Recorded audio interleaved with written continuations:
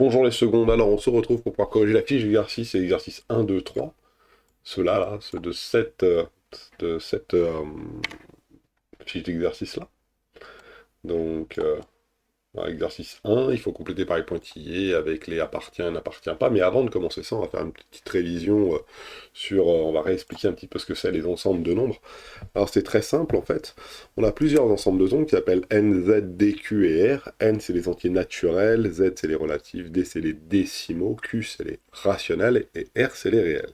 Alors, comment déterminer dans quel ensemble est tel nombre? C'est facile, il faut déjà savoir si c'est un entier ou pas. Donc prenez votre nombre, si c'est un entier, ça veut dire qu'il n'a pas de partie décimale. Ça c'est facile à avoir. 1, 2, 3, 8, moins 5, moins 12. Voilà. S'il est positif, ça veut dire qu'il appartient à tous les ensembles. Attention, hein. N, Z, D, Q et R. Alors ça veut dire positif, hein, supérieur à 0. Voilà.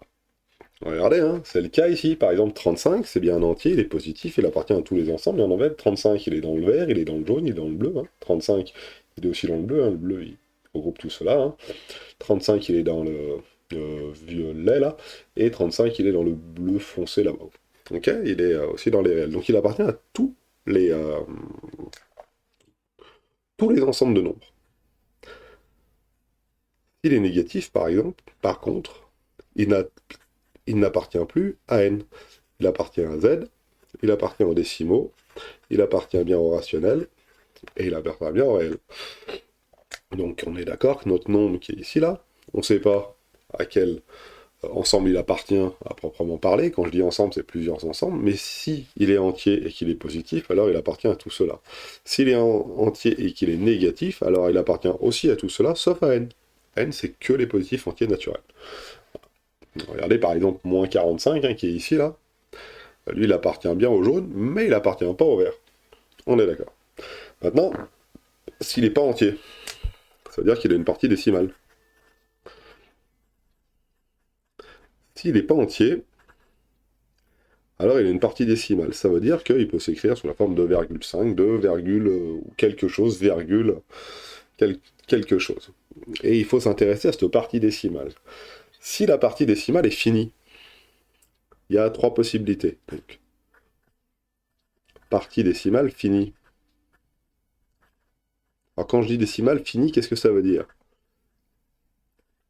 Quand la partie décimale elle est finie, ça veut dire qu'il y a un nombre de chiffres après la virgule qui est fini. C'est-à-dire qu'il n'y a pas un nombre infini de chiffres après la virgule. Par exemple, je donne un exemple, 1,25. Voilà, ça s'arrête. Et bien dans ces cas-là, il appartient à quoi? C'est plus un entier, donc il appartient ni à n, ni à z, ni à n, ni à z. Par contre, il appartient aux trois autres décimales, rationnelles et réelles. Si la partie décimale, et c'est là où ça devient difficile, est infinie. Par exemple, je donne un exemple, 1,333, et ça se finit jamais.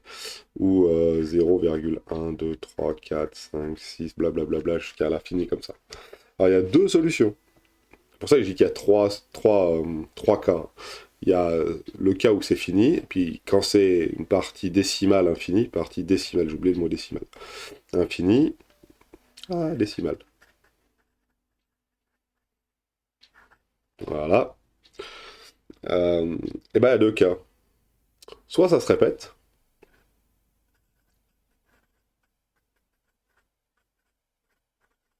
soit ça se répète pas.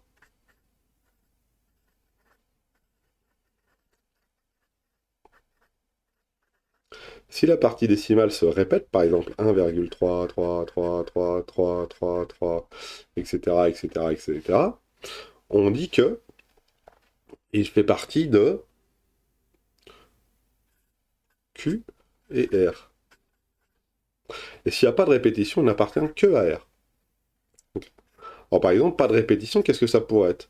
Ça pourrait être par exemple racine de 2, ou l'exemple le plus frappant c'est pi, ou ça peut être ce fameux nombre 0,1, 2, 3, 4, 5, 6, 7, blablabla, là il y a 8, 9, 10, puis ça s'arrête jamais. Voilà, ça s'arrête jamais, et ça se répète jamais surtout. Donc vous voyez que tous les nombres appartiennent à R. Tous. Quoi que vous fassiez, si vous prenez un nombre, il appartient à l'ensemble des réels. Attention, un nombre que vous connaissez en seconde. Hein. Plus tard, il y aura d'autres nombres qui n'appartiennent pas à R, mais ceux-là, on n'en parle pas pour l'instant.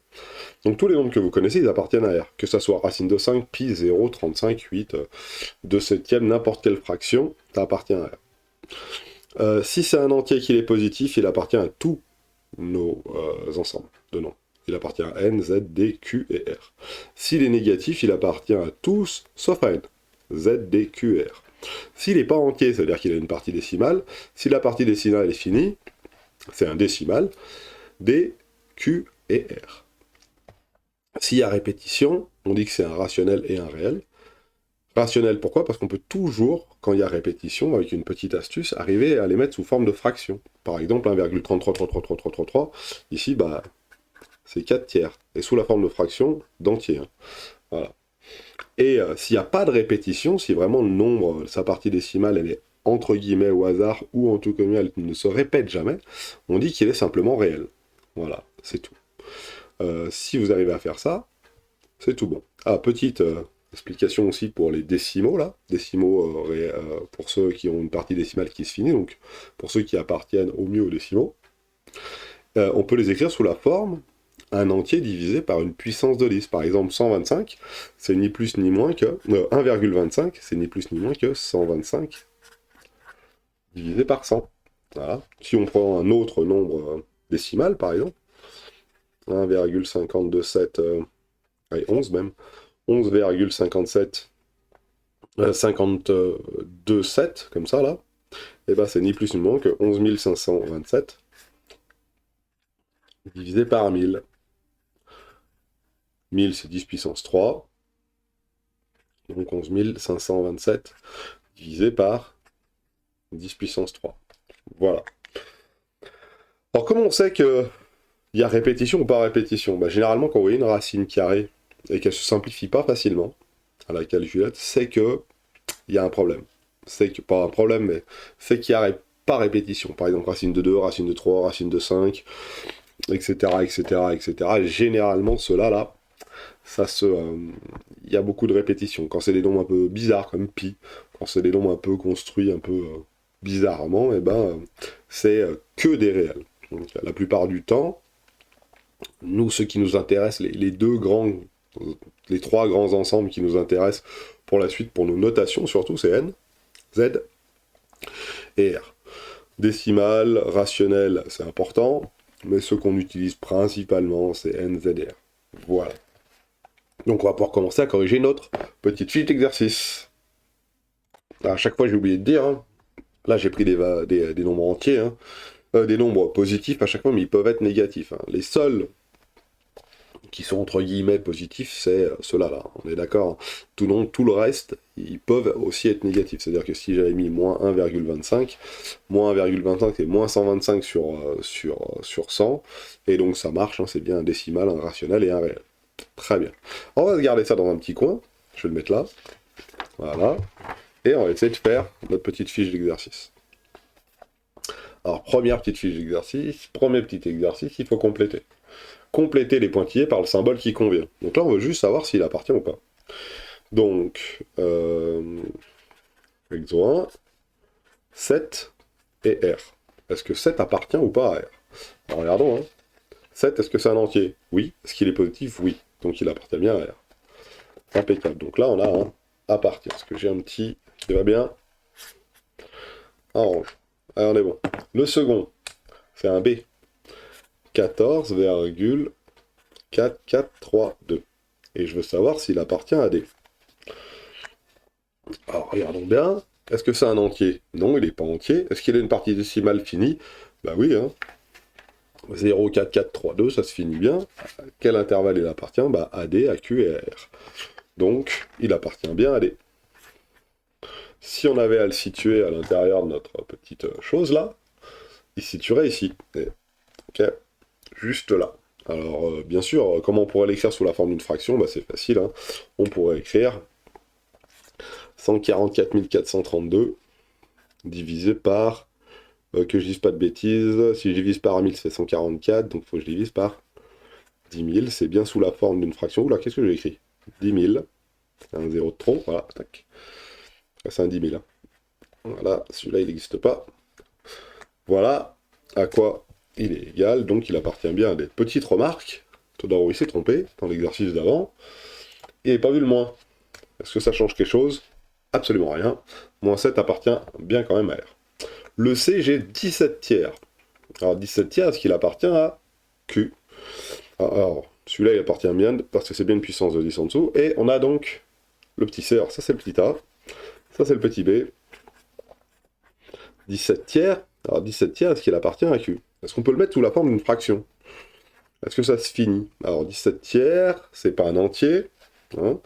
Est-ce qu'il y a une partie qui se finit? Bah ça a pas l'air, hein. Regardons un petit peu, si je tape 17 tiers à la calculatrice, que ça te donne. 17 divisé par 3, ça se divise pas trop. Ça fait bien 5,66666. Alors moi, ma calculette, elle arrondit à la fin, hein, mais non. Et ça se répète, hein. Donc il appartient bien et à Q et à R. Donc là, on nous demande est-ce qu'il appartient à Q? Oui, il appartient bien à Q. Le petit d, qui a ici 3 quarts. Alors, petit d, 3 quarts, hop, ici, excusez-moi. 3 quarts, c'est ni plus ni moins que 0,75. Et je veux savoir s'il appartient à Q. Bah, facilement, hein. Il n'est pas entier, sa partie décimale se finit, donc il appartient à D, à Q ou à R. Donc, il appartient bien à Q. Pour l'instant, on a de la chance, hein. Petit e, moins 6 septièmes et R. Est-ce que c'est un entier? Non. Est-ce qu'elle a une partie décimale? Oui. Est-ce qu'elle se termine? J'en sais rien. À la rigueur. Est-ce qu'il y a répétition par répétition? À la rigueur, je m'en fous, parce que tout ce que je sais, c'est que qui est ou non répétition, ça appartient à R. Donc là, moins 6 septièmes, forcément, ça appartient à R. De toute façon, tous les nombres que l'on connaît, y compris moins 6 septièmes, appartiennent à R.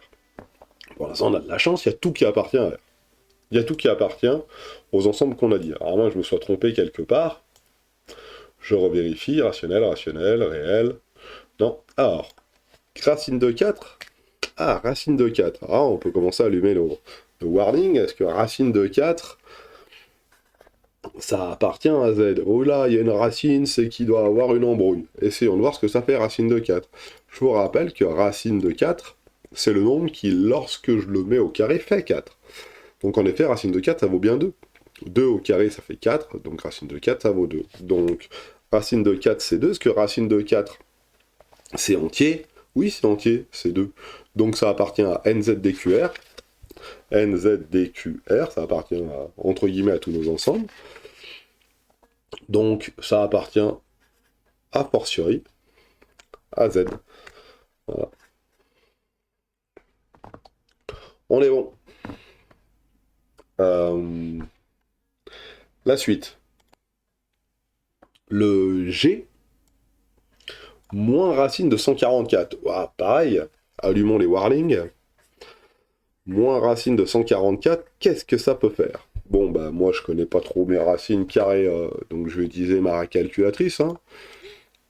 Mais il me semble que racine de 144 ça fait 12, donc tout ça là, moins racine de 144 ça fait moins 12. Et en effet, 12 fois 12 ça fait 144, donc le moins est à l'extérieur de la racine, donc moins racine de 144 ça fait moins 12. Et là la question c'est est-ce que ça appartient ou non à Z? Alors regardons, est-ce qu'il est entier? Bah oui, il est entier, il fait moins 12. Est-ce qu'il est négatif? Bah oui, il est négatif, donc il appartient à Z, à D, à Q et à R. Donc c'est tout bon. Il appartient aussi, pour l'instant, on a de la chance, hein. Tout appartient aux ensembles qui nous proposent. Moins 17,2. Est-ce qu'il est entier? Non. Est-ce qu'il a une partie décimale? Oui. Est-ce que la partie décimale se finit? Oui. Donc si la partie décimale se finit, on est où? On est là. Et on a ce nombre-là appartient à D, à Q et à R. Et là, il nous demande de savoir s'il appartient à Q. Donc oui, il appartient à Q. Et le I, 10 tiers, est-ce qu'il appartient à 10? Est-ce qu'il est entier? Est-ce qu'il a une partie décimale? Oh, j'en sais rien, monsieur, mais il y a un truc que je sais, c'est que 10 tiers, c'est 10 fois un tiers, et je sais très bien que un tiers, ça fait 0,33333333333. Donc 10 tiers, ça doit faire 3,3333333. Donc 10 tiers, c'est un nombre qui n'est pas entier, dont la partie décimale n'est pas finie, elle est infinie, et elle se répète. Donc il appartient et à Q et à R. Et là, dans notre cas, il nous demande s'il appartient à D. Donc non, il n'appartient pas à D. Hein, il n'appartient pas à D car sa partie décimale est infinie et qu'elle est infinie, ça suffit. Voilà pour le premier petit exercice.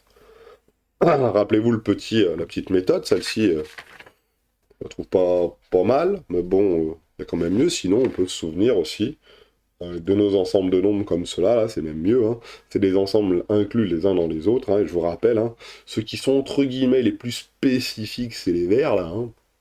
Ils ont toutes les caractéristiques des autres, et ceux qui sont plus vers l'extérieur, ils ont entre guillemets le moins de caractéristiques, on pourrait expliquer ça comme ça, hein. Si ici on devait mettre tous les élèves de seconde de Yona, au-dessus on pourrait mettre tous les élèves du lycée, au-dessus on pourrait mettre tous les humains du lycée, au-dessus on pourrait mettre tous les humains d'Oyonnax par exemple, et au-dessus on pourrait mettre tous les personnes les êtres humains qui respirent par la bouche, par exemple, je dis n'importe quoi, ou, euh, ou qui habitent la France, par exemple, ou le monde. Voilà. Donc les élèves de seconde du lycée Paul Pinlevé se situent ici, là, donc vert, entre guillemets, et les humains se situent ici. Donc vous voyez, c'est des ensembles qui s'englobent les uns dans les autres, ils sont inclus les uns dans les autres. Donc voilà, j'aime bien aussi cette partie-là. Bon, on va essayer l'exercice 2, parce que là c'est bien, on discute, mais il faut avancer un petit peu quand même. Et l'exercice 2, c'est le même principe, sauf que, attention, il faut faire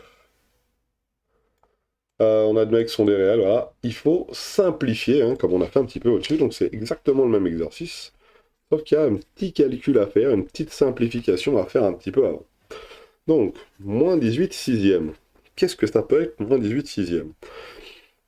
Bah déjà, 6 fois 3, ça fait 18, ça on le sait, donc moins 18 sixième, on sait que c'est égal à moins 3. Et est-ce que moins 3 appartient à Z? Bah oui, il appartient à Z. On est d'accord, moins 3 c'est un entier qui est négatif, donc si c'est un entier qui est négatif, il appartient à Z DQR. Donc on est bon. Moins 16, vous voyez les petits A, petit B, petit A, petit B, moins 16 pi sur moins 2 pi. Oula, il y a des pi. Ça va ressembler à des réels, ça va nous poser problème, ça. Il va falloir qu'on regarde un peu plus précisément ce qu'il en est. Alors regardons un petit peu plus précisément ce qu'il en est en faisant... Ah, je vais essayer d'avoir un petit peu plus de lumière.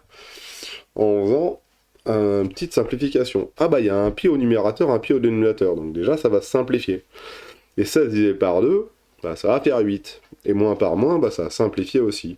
Donc moins 16 pi, ça fait directement 8. Alors si vous avez un doute, tapez-le à la calculette, mais c'est quand même assez évident de voir qu'on a ici les pi qui se simplifient, les moins qui se simplifient, entre guillemets, et le 16 divisé par 2, il reste 8.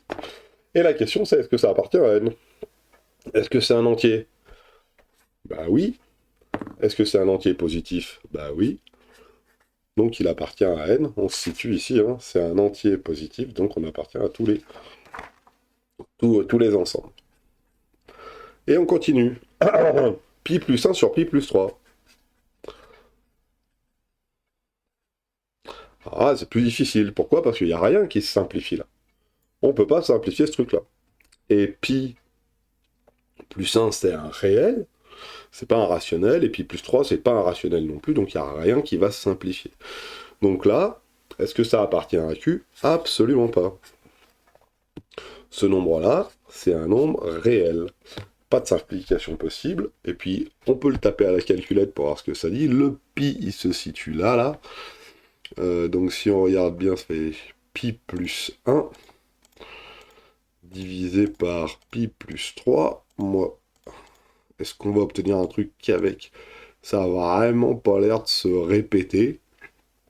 En tout cas, sur les 10 premières, ça va pas aller. Donc, on a bien un nombre qui est pas entier, qui a une partie décimale infinie et qui n'a pas de répétition. Alors, les pas répétition viennent du fait que pi est un réel. Okay, donc, si vous ajoutez 1 à pi, ça va pas forcément changer sa partie décimale.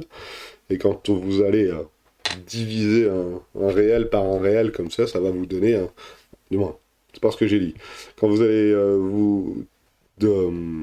diviser un nombre dont la partie décimale ne se répète pas par un nombre dont la partie décimale ne se répète pas, et ben ça va vous donner forcément un nombre dont la partie décimale ne se répète pas. Excusez-moi. Le petit d, moins 3 racine de 2, plus 1. Et là, même principe, le fameux racine de 2 qui est ici, là, c'est un nombre dont la partie décimale ne se répète pas. Elle est infinie, elle ne se répète pas, et ça, on peut le voir dans une calculatrice. Cette racine de 2, ça fait environ 1,414, 21, 35, 62, etc., etc., etc. Et puis dans l'exercice, on nous a dit, on considérait ça comme simplement des réels. Donc, moins 3 fois, ça ne va pas changer grand-chose à sa partie décimale, et plus 1, ça ne va pas changer grand-chose à sa partie décimale. Donc, on est sur un nombre qui n'est pas entier, qui a une partie décimale qui est infinie, et qui n'a pas de répétition, donc on n'appartient que à R, donc on n'appartient pas à Q. Voilà. On est bon pour celui-là, et il n'y en a pas d'autre. Ah oui, alors quand on dit qu'ils ont une partie décimale qui ne se répète pas, comme ici, là, on dit que c'est des irrationnels. C'est pas des rationnels, ce n'est pas des Q et R, ici, c'est plutôt on peut pas les mettre sous forme de fraction. Voilà. Allez, on va faire le suivant. Et ça sera le dernier pour cette vidéo. On vous demande de donner le plus petit ensemble NZDQR auquel appartiennent les nombres ci-dessous. Donc là, c'est un exercice un tout petit peu plus difficile. On veut savoir à quel ensemble il appartient, mais surtout le plus petit. Alors quand on parle le plus petit, on dit que N il est plus petit que Z, qui est plus petit que D, qui est plus petit que Q, qui est plus petit que R. Ah, attention, hein, en seconde on dit ça. Hein. Vous verrez plus tard que en fait, vu que c'est des ensembles qui contiennent un nombre infini d'éléments, N et Z, ils ont ce qu'on appelle le même cardinal, le même nombre d'éléments. Et ce nombre d'éléments, vous verrez plus tard. Je ne vais pas vous en parler tout de suite parce que c'est pas évident à aborder. Mais dites-vous que pour l'instant, pour la seconde, N est plus petit que Z, qui est plus petit que D, qui est plus petit que Q, qui est plus petit que R. Okay, en tout cas, c'est ce qu'il a voulu dire au plus petit ensemble. Alors, 7,141414. 7,141414. Est-ce qu'il est entier? Absolument pas. Est-ce qu'il n'est pas entier? Oui. Est-ce qu'il a une partie décimale finie? Bah oui. 14, 14, 14. Le 14 se répète que 3 fois. Donc, on est ici. Et le plus petit ensemble auquel il appartient, c'est D. Donc ici, pour l'exercice 3,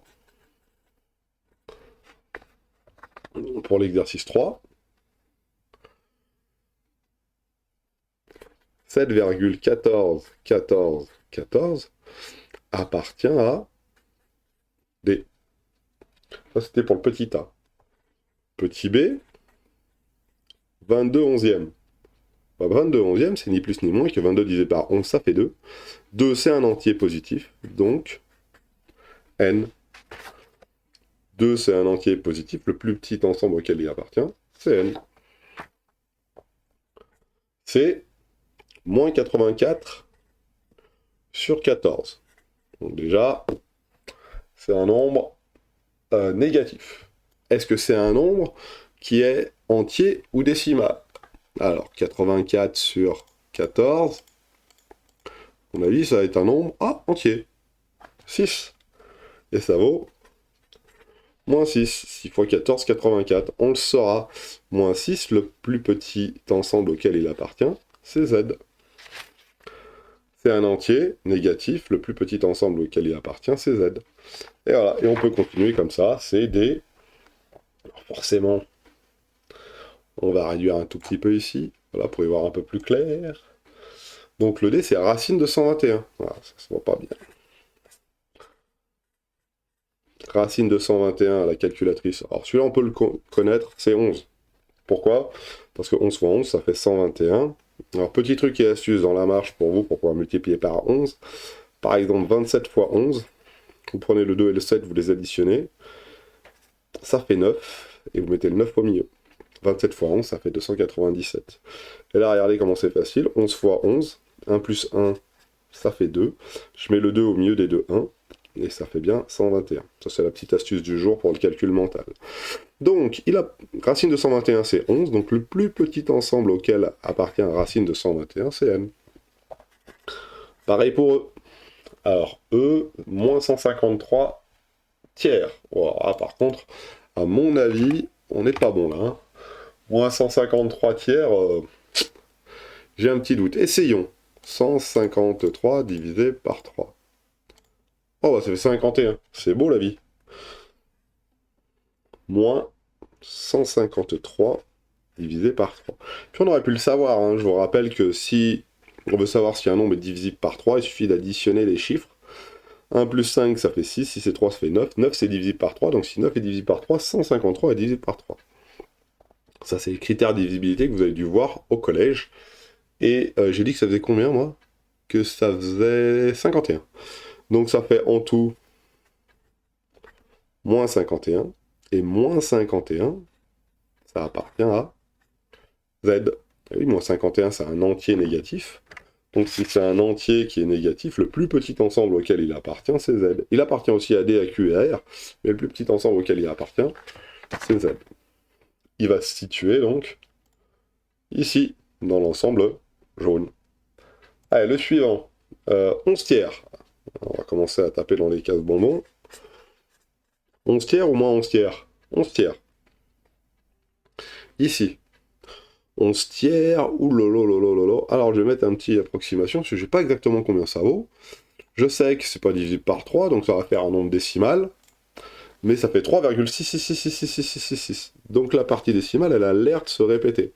Tac, tac, tac, tac, tac, tac, tac. Donc si la partie décimale se répète, le plus petit ensemble auquel elle appartient, c'est Q. Partie pas entier, partie décimale infinie qui se répète, donc Q et R. Donc le petit ensemble, c'est Q. F, G. Aïe, aïe, aïe, aïe, aïe, aïe. G, moins 25 sur racine de 100. Alors là, il y a une feinte. Du moins, il y a une feinte, il n'y a pas de feinte. Racine de 100, c'est quoi?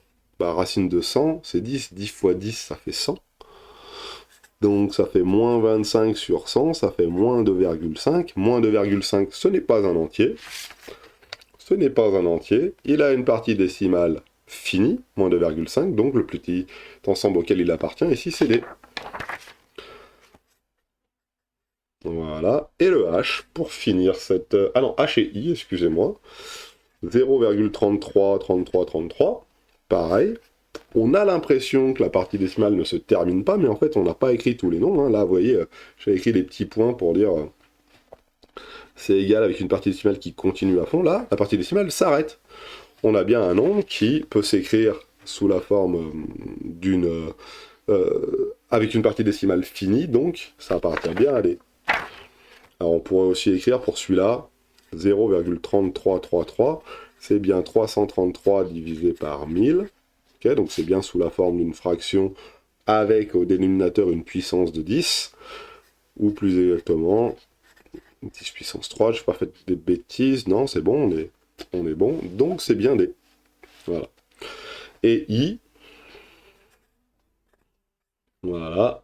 Alors là, 0,45, vous voyez, ils l'ont souligné. Et regardez bien hein, ce qu'ils disent ici. Le nombre 45 se répète sans fin dans la partie décimale. Donc c'est bien ça, il y a répétition, et une répétition sans fin. Donc 0,45, alors vous le verrez souligné comme ça des fois. Vous le verrez au-dessus, des fois, ça dépend quelle notation. Nous, moi je préfère 100 fois l'écrire de cette manière-là, 0,45, 45, et mettre des petits points en disant c'est toujours la même chose qui se reproduit, etc., etc. C'est pour ça que cette notation n'est pas terrible, parce que... Alors, on va déjà répondre à la question. C'est pas un entier, la partie décimale est infinie, et il y a répétition, donc le plus petit ensemble auquel il appartient, c'est bien Q cette fois-ci. On est bon. Alors, comment on pourrait l'écrire ça? Alors, il y a une petite feinte, 0,455555. Et ben c'est plus exactement, alors je vais l'écrire comme ça, hein. C'est 45 divisé par 99. Normalement, si je fais ça, que je me trompe pas, 99, ça fait 0,4555555555. Voilà. Et donc ça, c'est bien sous la forme d'une fraction, hein. Donc si c'est sous la forme d'une fraction, dont la partie, dont le dénominateur n'est pas un multiple de 10, donc c'est bien, hop, comme ça, Q et R, et donc le plus petit, c'est Q. Et voilà. Donc pour pouvoir vous résumer, on pourrait refaire les ensembles de nombres que je vous ai montrés assez rapidement, hein. Hop, on va essayer de le tourner comme ça cette fois-ci. Donc 0, 1, 2, 5, 7, c'est grand N. Après, si on y rajoute les négatifs, moins 7, moins 8, moins 9, moins 121, tout ça, c'est grand Z. Ça, c'est nos entiers. Et au-delà des entiers, il y a les décimaux.